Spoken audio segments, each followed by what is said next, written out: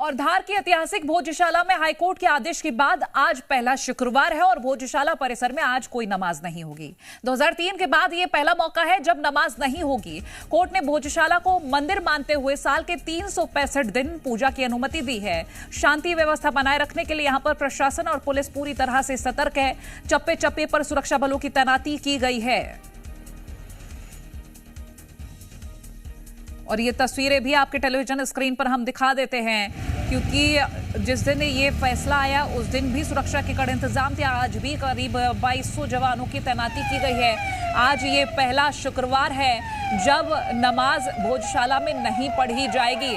हालांकि आपको ये भी बता दें कि मुस्लिम पक्ष की ओर से ये कहा जाता रहा है कि हम अपील करेंगे इसके अगेंस्ट ताकि इस पर स्टे लग पाए, क्योंकि ये शुरू से ही मस्जिद रही है। लेकिन इसके इतर जो फैसला सुनाया गया कोर्ट की ओर से, हाई कोर्ट की ओर से आदेश दिया गया, उसका पालन होता दिख रहा है। भोजशाला में नियमित रूप से पूजा अर्चना हो रही है और ये पहला शुक्रवार ऐसा कि आज नमाज अब नहीं होगी, क्योंकि इस कोर्ट की ओर से 365 दिन पूजा की अनुमति दी गई है।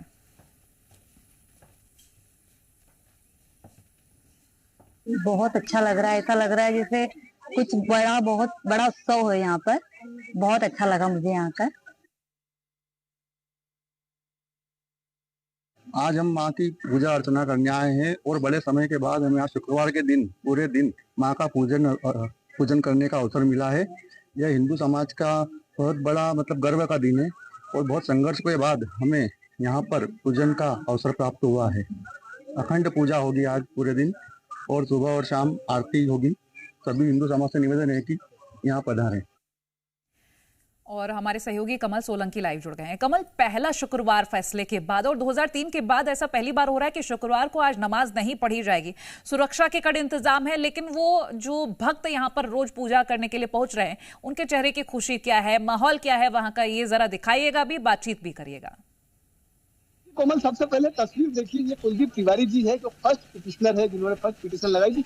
इनके चेहरे की खुशी देखिए, भाव भंगिमाएं देखिए। तिवारी जी, आज शुक्रवार है और ऐसा पहला शुक्रवार है जब आपको पूजा की अनुमति मिली है, यहाँ नमाज नहीं हो रही, क्या कहेंगे? बिल्कुल, मैं लखनऊ से याचिकाकर्ता होने के नाते मैं इसलिए विशेष रूप से आज आया हूँ यहाँ पे मंदिर में माता वाग्देवी के दर्शन करने। वो केवल इसलिए कि ये जो वर्षों का, सदियों का जो इतिहास रहा है और जो ये संघर्ष और झेला है हिंदू समाज ने, आज पहला शुक्रवार ऐसा है लंबे समय के बाद में कि पुनः यहाँ पर माता रानी की उसी भव्यता के साथ में पूजा अर्चना हो रही है। लोग उत्साह मना रहे हैं, लोग होली दिवाली मना रहे हैं और लोग आरती पूजन कर रहे हैं। तो जो इस तरीके का जो माहौल बना हुआ है वो एक लंबे समय के बाद आए। तो मैं बड़ा प्रसन्न हूँ इस बात को लेकर के। तो मैंने शुरुआत करी थी लखनऊ से आकर के, यहाँ पर जो मैंने एक योजना को बनाने के लिए कैसे जो हमारा मुद्दा है पहुंचे, किस प्रकार से तथ्य कौन कौन से लोगों को जोड़ा जाए, किन किन लोगों को वकील बनाया जाए, कैसे कैसे वकील नियुक्त किए जाए, कहाँ से लोगों को इकट्ठा किया जाए पूरे देश से, क्योंकि जब आप PIL डालते हैं तो उसमें बहुत सारे लोगों की आवश्यकता होती है। तो हमने कई लोगों को जोड़ने का जो मुझे सौभाग्य प्राप्त हुआ।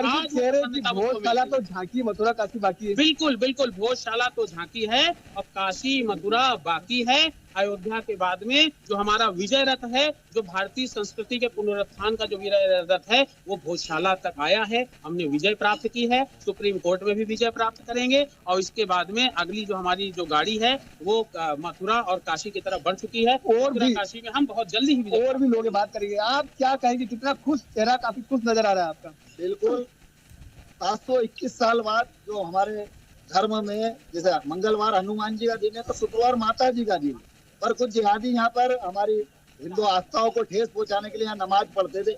आज कानूनी रूप से, संवैधानिक तरीके से हम मुकदमा जीत के आए और ये पूरे समाज को एक उदाहरण पेश किया गया है कि अब बाकी जो 30,000 ऐसे और स्थान है भोजशाला से जहाँ हिंदुओं को अपमानित करने के लिए जो स्थानों पे कब्जे किए गए थे, उस लड़ाई के लिए एक नजीर पेश होगा। ये सिद्ध हुआ है SI की रिपोर्ट के माध्यम से भी और हमारी पिटीशन में जो चीज हमने दी थी वो सब चीज निकल के आई है। देखिए, महिलाएं भी है, उनसे भी बात करने की कोशिश करें। कितना खुश नजर आ रही है आप, क्या कहेंगे? भोजशाला आकर आप माता की पूजा करने के लिए आए, खासतौर पर शुक्रवार को। आज पहला दिन है, सदियों से जो लड़ाई लड़ रहे थे सभी सनातनी, आज पहला शुक्रवार है जो नमाज बंद हो गया और सभी सनातनी हिंदू आके यहाँ पे माता वाग्देवी की पूजा अर्चना करे। इसलिए सभी सनातनी के लिए आज गर्व का दिन है हम लोग सब बहुत खुश है। भाई साहब लखनऊ से आए थे और HP तिवारी भाई साहब याचिका लगाए थे और हमारी जीत हुई।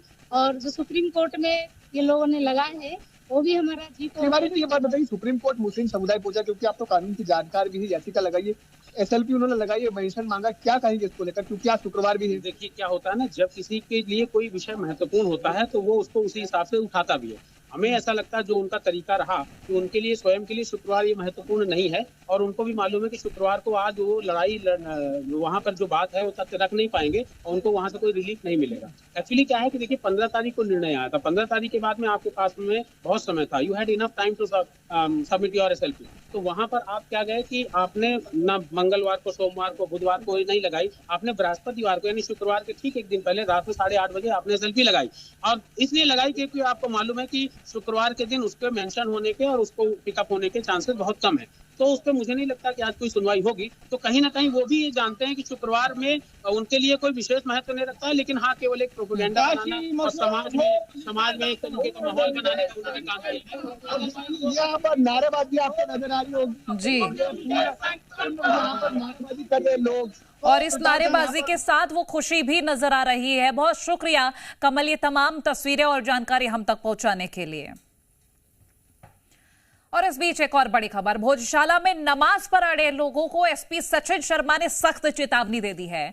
खुली जीप में सवार SP सचिन शर्मा ने भोजशाला में नमाज पढ़ने की सोच रहे लोगों को माइक पर चेतावनी देते हुए क्या कहा है वो एक बार आपको सुनवा देते हैं।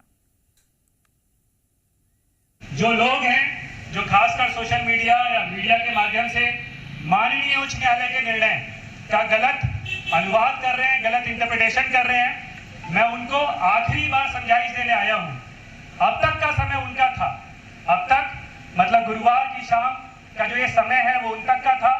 अब जो है वो कानून का पालन होगा, विधि का शासन होगा और कल वो मान के चले उसके ऊपर जो उसने अब तक नहीं सोचा होगा वो कार्रवाई होगी।